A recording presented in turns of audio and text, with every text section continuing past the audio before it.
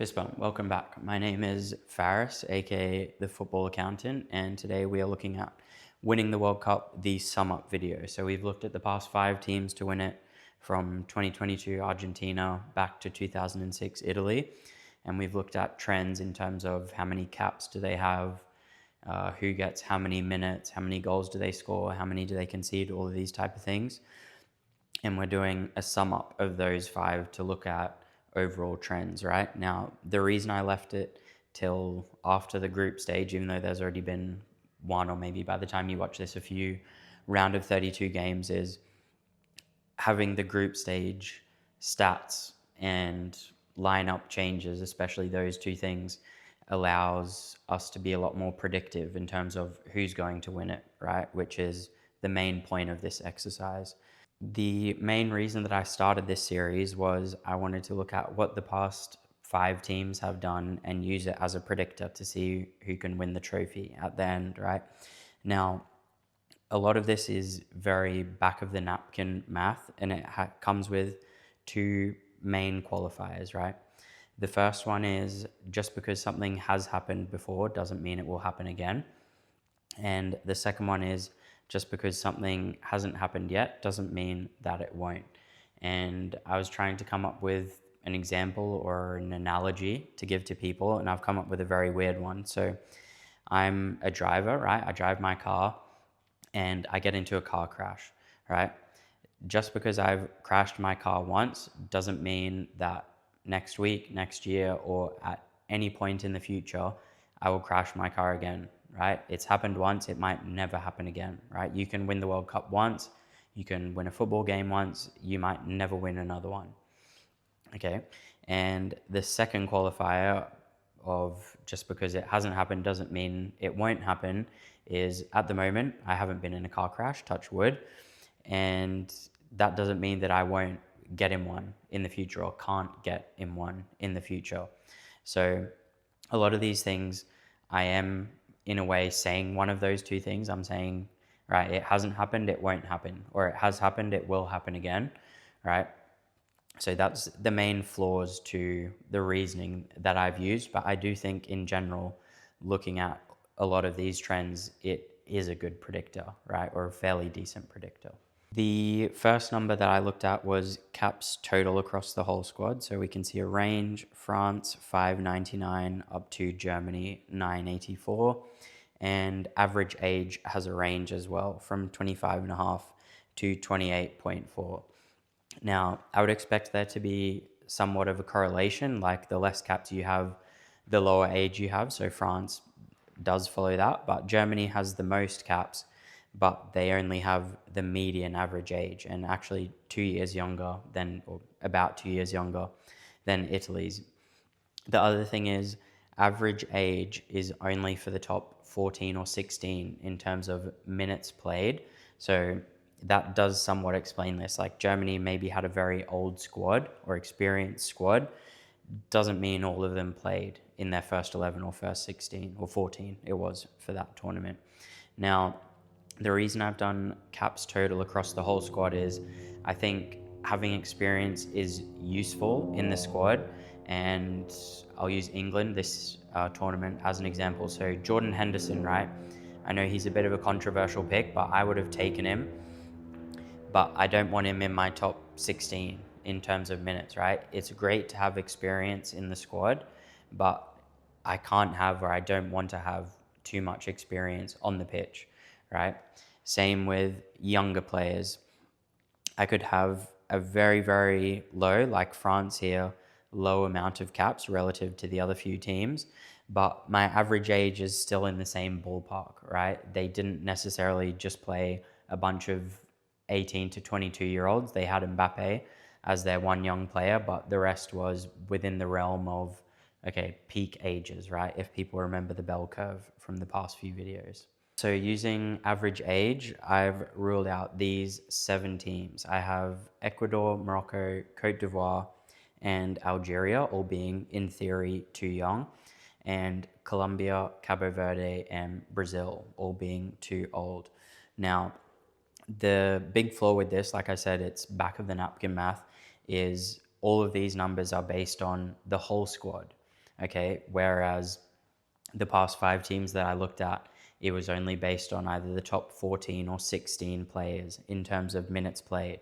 So some of these squads, like Brazil, who's too old, their top 16 minutes could be within the average age realm, right? Or Ecuador, for example, their average squad is too young, but if they only play the old players or older players, their average age might fall in that range. But because it's not the end of the tournament, I don't know who the top 16 is going to be yet, right?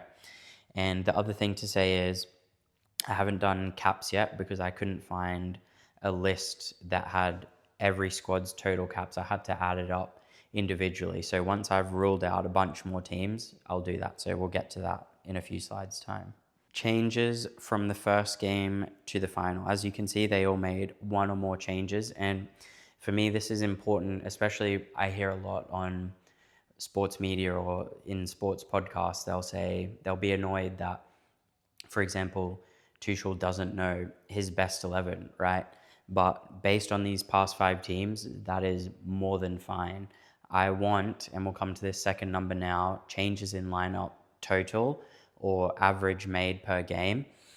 I want my manager making, one or two or 2.5 tweaks every single game. I want them dropping people who are underperforming. I want people coming in for energy. I want a tactical sub, like you're bringing in that third center back like Argentina did, or you're bringing in a second striker, whatever it is, right? I don't expect you or even want you to know your best team in the group stage, right? Again, looking at these past 5 teams, we saw in general, I would say the group stage was their testing grounds. They made a lot of changes.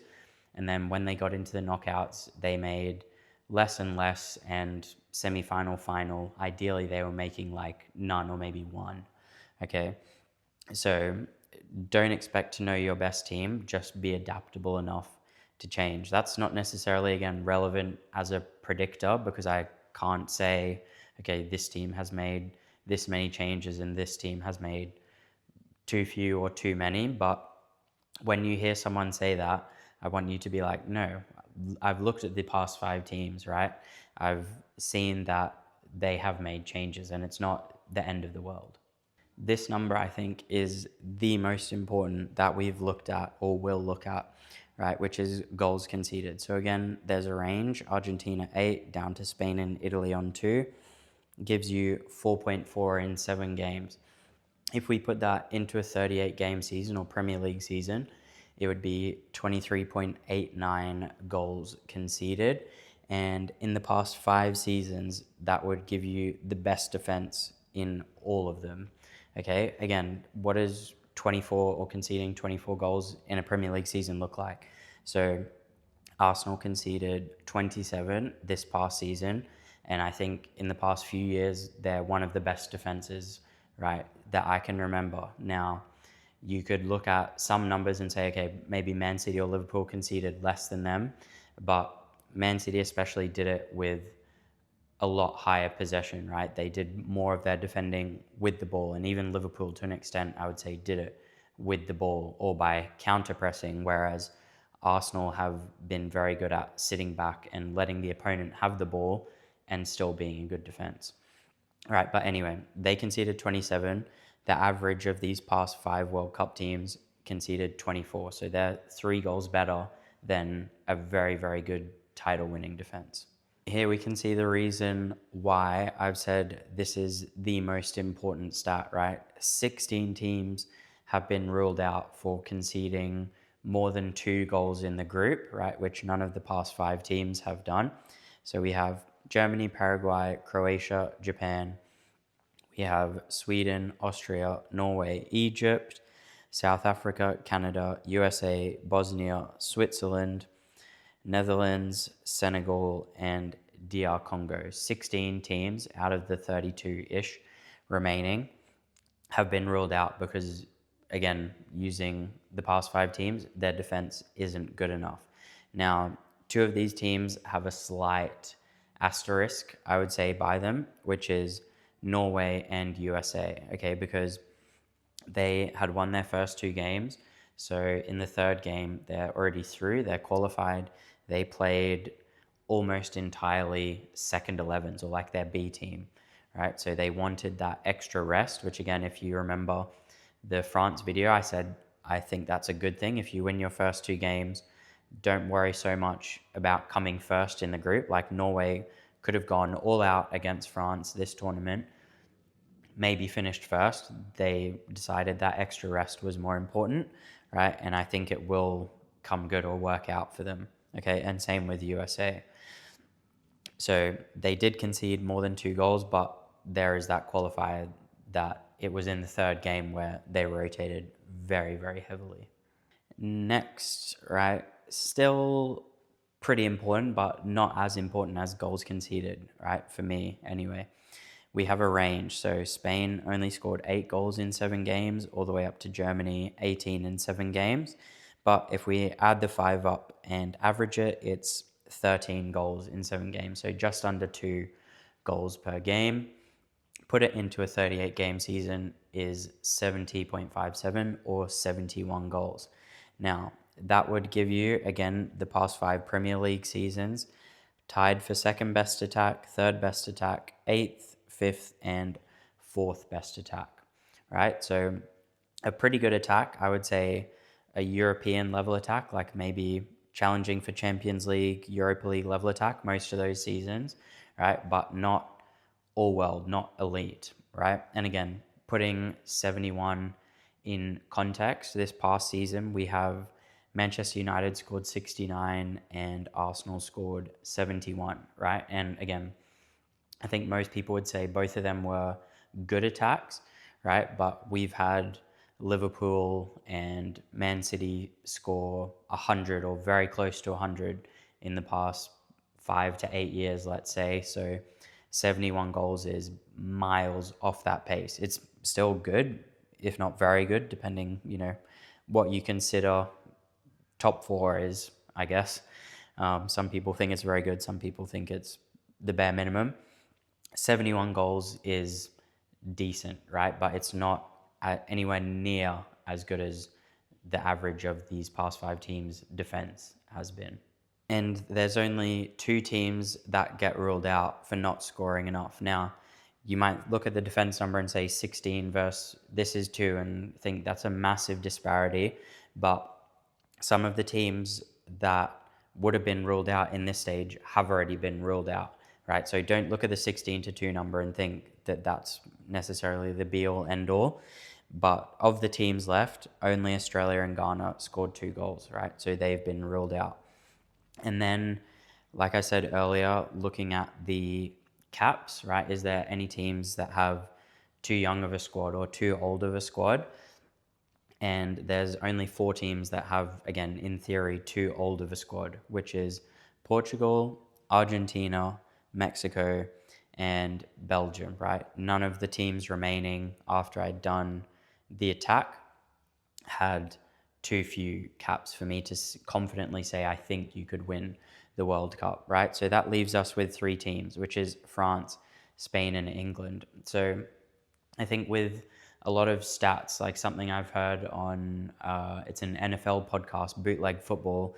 He said, if I see like this stat or these stats say this guy is the best player in the league, and then my eye test marries up with it, okay, that makes sense, right? So I think, again, I would look at the stats that I've used that I deem important and say, okay, it's left me with France, Spain, England, right? Which again, I think for most people are among the favorites, right? Definitely France and Spain, I think, would be in most people's top 4. England might be a rung below that, but the stats I've used and the eye test or vibes feel does marry up, right? So I'm pretty happy with it so far. And we have a few other qualifiers to pick out of these last 3 as well.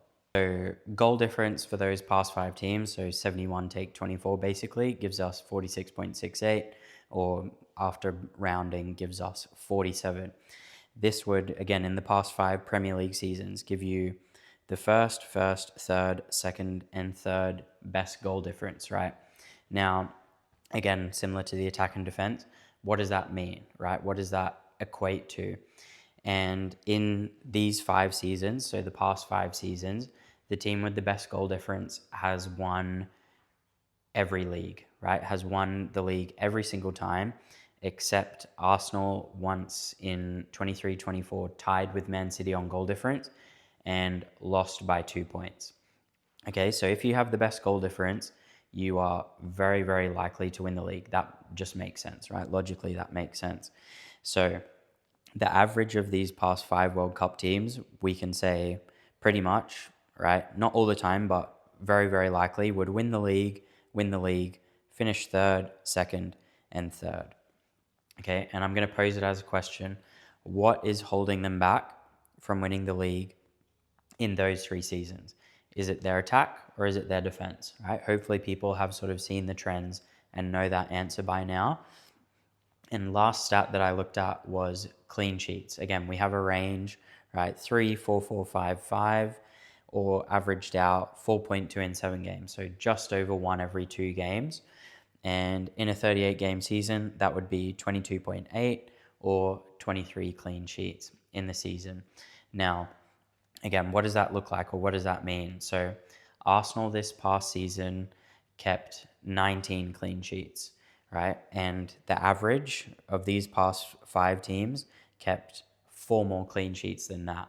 Now, at minimum, if you keep a clean sheet in a league format, again, this isn't a league format, but if you keep a clean sheet in a league format, at minimum, you draw 0, right? So keeping 4 extra clean sheets, again, at minimum, is going to get you an extra 4 points.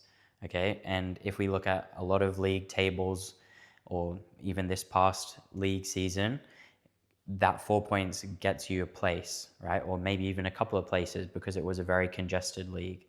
And then again, 23 clean sheets.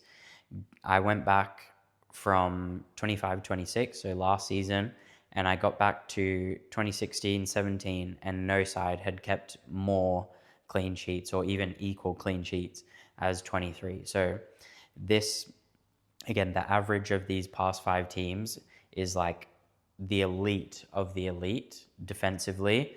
And then if you remember back to their attack, it's like, okay, probably Champions League, Europa League level attack, right? And then we saw that in the goal difference. What holds them back? Okay, I'll answer the question.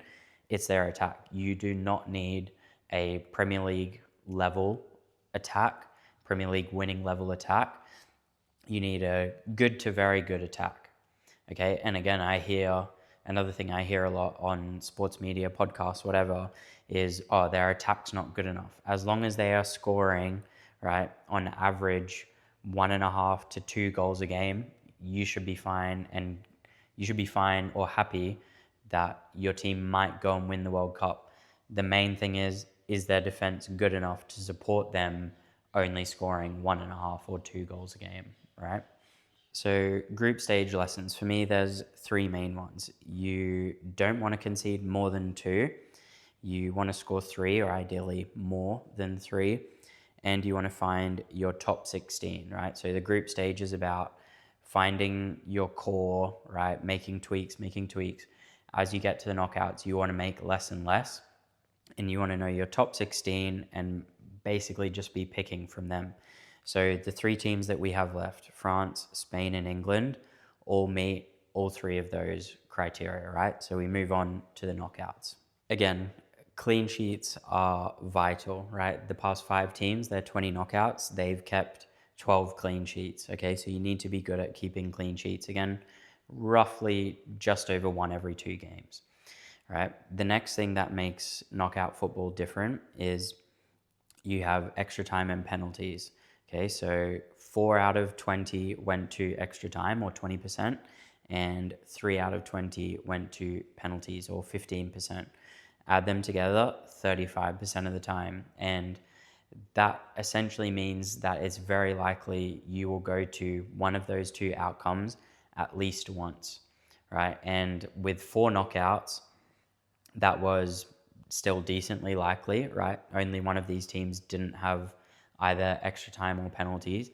Now there's 5 knockout games. I think that 35% becomes, that number stays the same, but because you have an extra game for it to have an impact on, right, it becomes even more likely that you're going to have one, if not both of those things. So for you to survive or win in extra time, knowing your top 16 is very, very important, because you're going to have your first 11 and you want to know your first 5 subs off the bench. And then you need a coach or manager who's good at using them.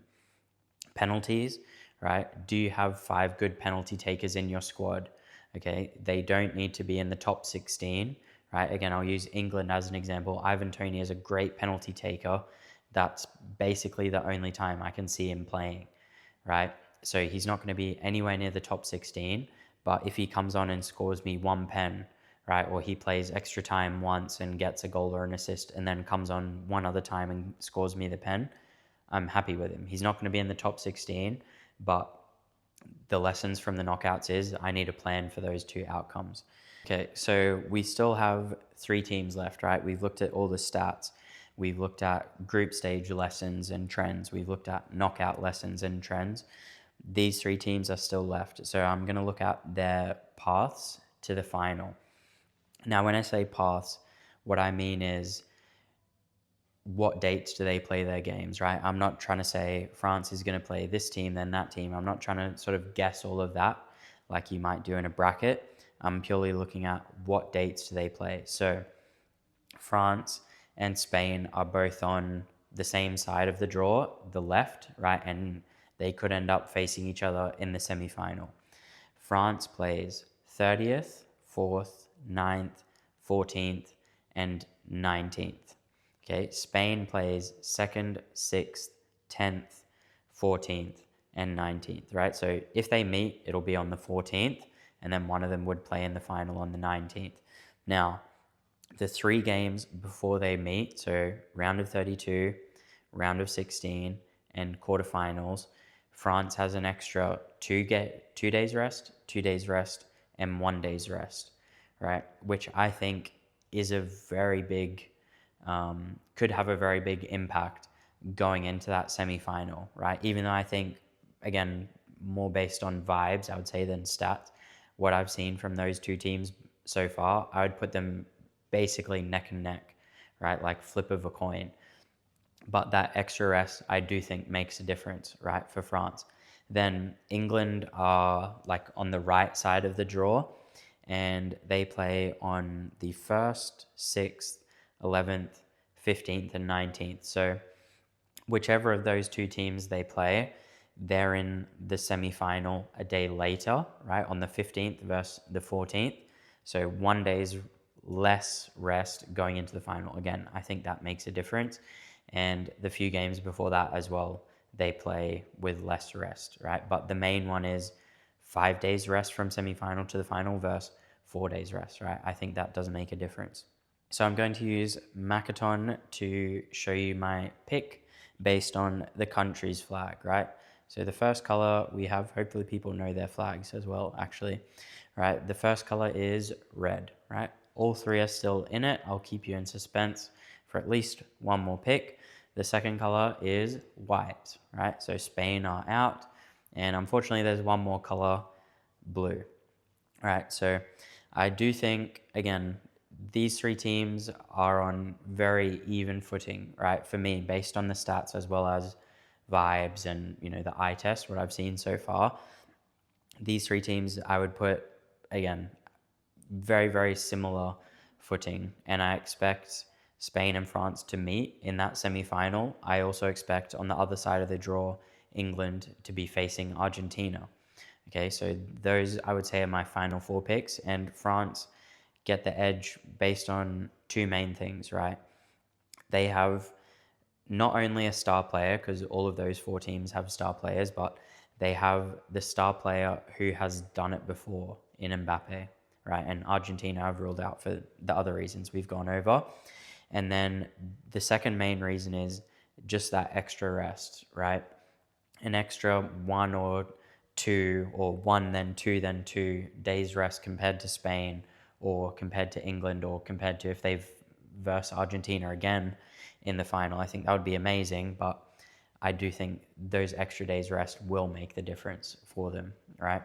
If people have other predictions, right? Or maybe another team that's not in those four that I've just said, I would love to hear it. So, put your pick in a sentence or paragraph, whatever, down in the comments, and I'll try to respond, or I will respond to everyone. I'm not that famous yet. And remember to be ready, safe, and kind. All right, cheers.